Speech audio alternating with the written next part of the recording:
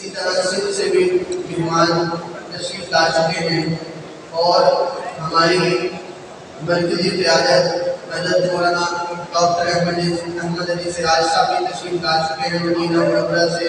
हज़रत मौलाना अब्दुल रऊफ़ मुफ्ती साहब मक्का मुकर्रमा से वो भी तशरीफ ला चुके हैं और इंशाअल्लाह दीगर अकाबिरीन भी इंशाअल्लाह जल्द यहाँ तशरीफ लाने वाले हैं। मैं आप तमाम आने वाले मुअज़्ज़ज़ मेहमानों को इस तकरीब में, इस कॉन्फ्रेंस में आने पर मुबारकबाद भी पेश करता हूँ और खुशामदीद भी कहता हूँ। अब दूसरी नशिस्त का आगाज़ होने जा रहा है। इस नशिस्त के आगाज़ के लिए मैं दावत कलाम पाक के लिए दावत दूँगा।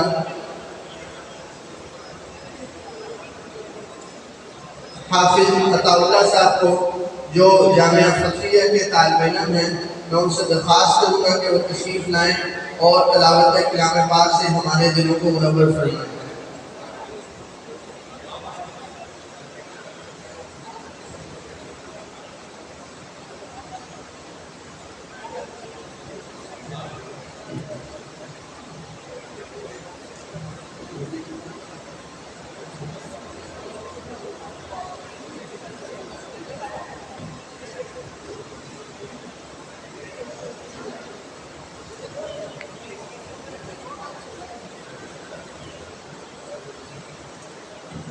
أعوذ بالله من الشيطان الرجيم.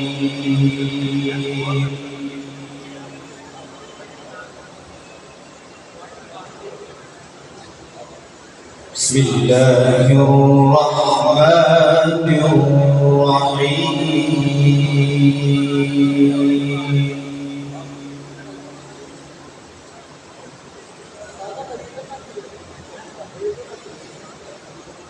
أولم ير الإنسان أنا خلقناه من نطفة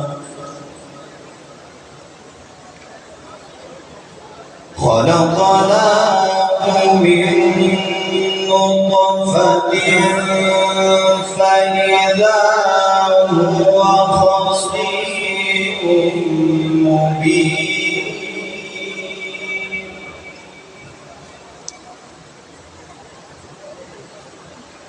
وضرب لنا مثلا ونسي خلقه قال من يحيي العظام وهي رميم.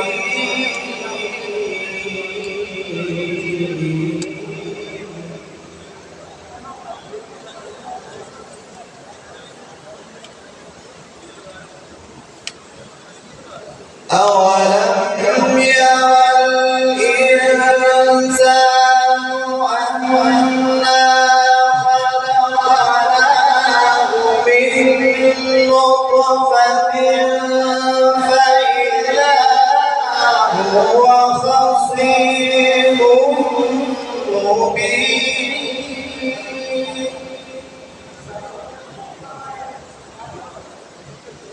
وضرب لنا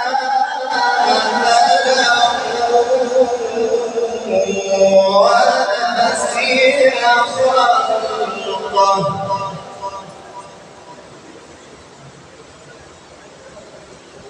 قال من يحيي العظام وهي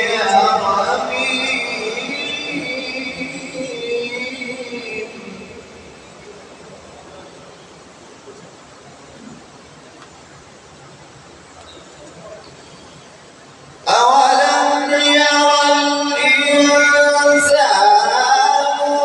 أنا خلقناه من نطفة فإذا هو خصيم مبين. وضرب لنا مثلا ونسي خلقه قال من يحيي العظام وهي رميم قل يحييها الذي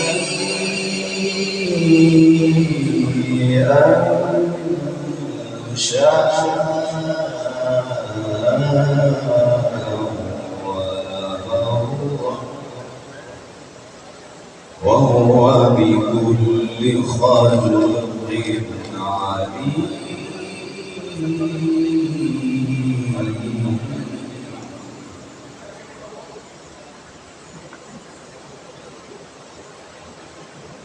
الذي جعلكم من الشجر الأخضر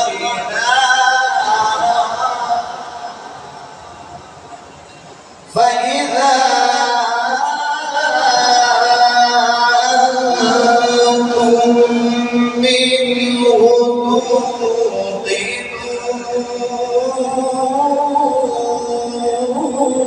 توقدون أوليس الذي خلق السماوات والأرض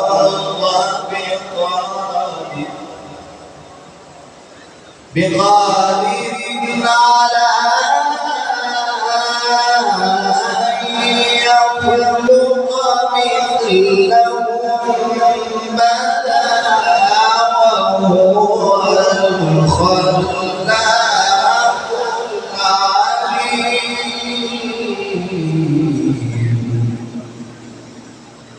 إنما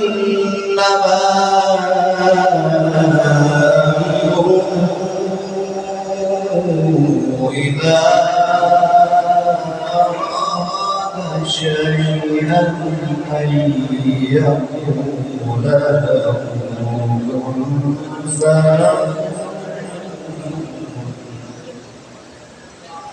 فسبحان الذي بيده ملكوت كل شيء وإليه ترجعون.